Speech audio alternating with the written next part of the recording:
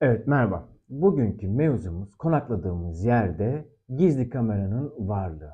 Evet, kameralar biz AVM'lerde, sokaklarda, iş yerimizde güvenliğimiz için aslında bizi koruyorlar.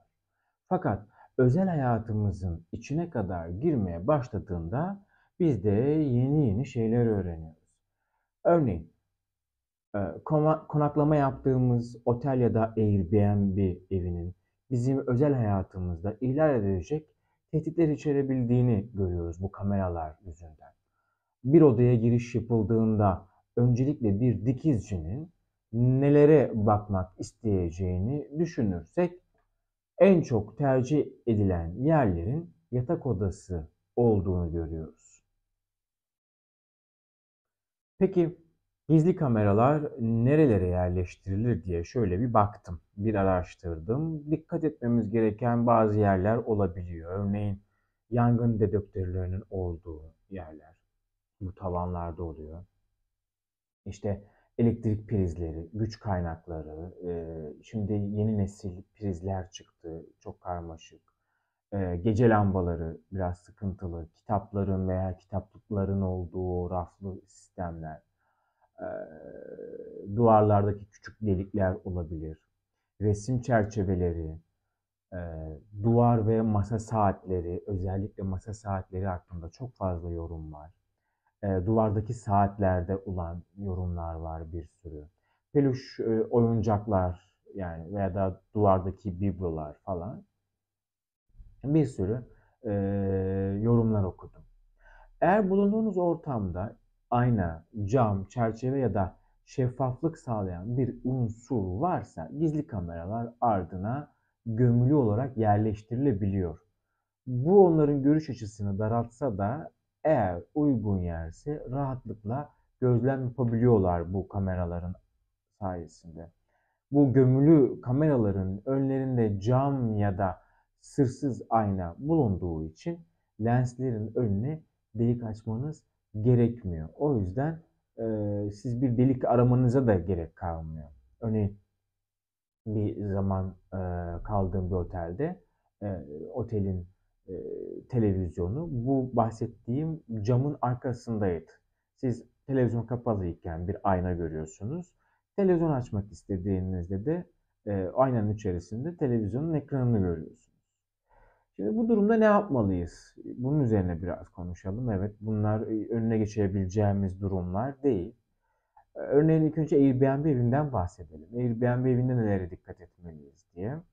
Şimdi e, öncelikle süper ev sahiplerini e, seçmenizde fayda var. Çünkü süper ev sahibi bu konuda tecrübe edinmiş, daha önce misafir ağırlamış kişilerdir. Genellikle bunun sapıklığına düşecek olan insanlar bunu uzun vadede bir yürütemeyeceği için anlık bir hevesle bunu yapmaya kalkabilirler eğer ileri derecede değilse. O yüzden siz bunu süregelen, sürekli yapmış kişiler seçerseniz süper ev sahiplerini bu sizi bu tehlikeden bir adım daha önünde e, alıyor.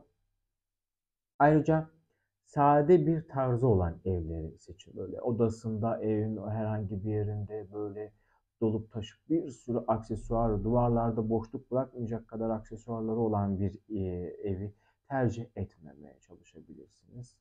Örneğin benim ev sahipliği yaptığım evde avizeden komodine, ondan sonra gardırobundan perdesine kadar sadeliği tercih ettim. Hatta bunları böyle beyaz renklerde tercih ettim ki bu sadelik daha da göze gelsin diye. Bu misafirler için gerçekten çok önemli oluyor sadelik olması. Ondan sonra duvarlarda aksesuar, saat benzeri bir şey asmıyorum. Dikkat ediyorum. Bu da bu misafirinize geçiyor. Siz de bu tarz evleri tercih edebilirsiniz. Ama tabii yani sapıklığın önüne hiçbir şey geçemiyor. Bunun için tabii bazı cihazlar satışta ama bu satın alıp konakladığınız yerde bir arayışa girmek de can sıkıcı olabiliyor. Hem de uğraş verilesi de bir şey değil yani. Onunla uğraşayım da bakayım ne var ne yok bir saat onu tarayayım demek biraz can sıkıcı. Ama tabii ben bu cihazları merak ediyorum, etmiyorum değil. Hatta satın almayı da düşünüyorum. Yani tabii bir otelde veya bir Airbnb evinde bunu bulduğunuz zaman da Gel bakayım buraya diyebiliyor muyuz? Diyebilir miyiz? O an nasıl bir psikoloji olur onu da bilmiyorum. Ya da yaptığınız ettiğinize dikkat edeceksiniz. Yorgan üstünüze çekeceksiniz yani yapacak bir şey yok. Ama bu cihazlarla ilgili olarak da tecrübesi olan varsa yorumlarda bekliyoruz. Çünkü ne kadar işe yaradığı merak konusu hakikaten.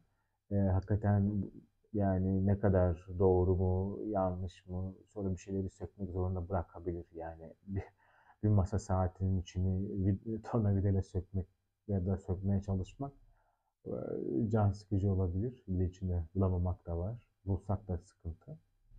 Bu mevzuyu paylaşmak istedim çünkü gelişen teknolojide biz hakikaten bununla ilgili çok müzdarip olacağız. Yani kişisel bir tehdit oluşturacak bizim için. Çünkü bu gittikçe küçülen kameralar var. E, Bunlar aslında insanın kişisel şeyini tehdit ediyor. Evet, beni izlediğiniz için teşekkür ederim. Bir sonraki videomda görüşmek üzere. Teşekkürler.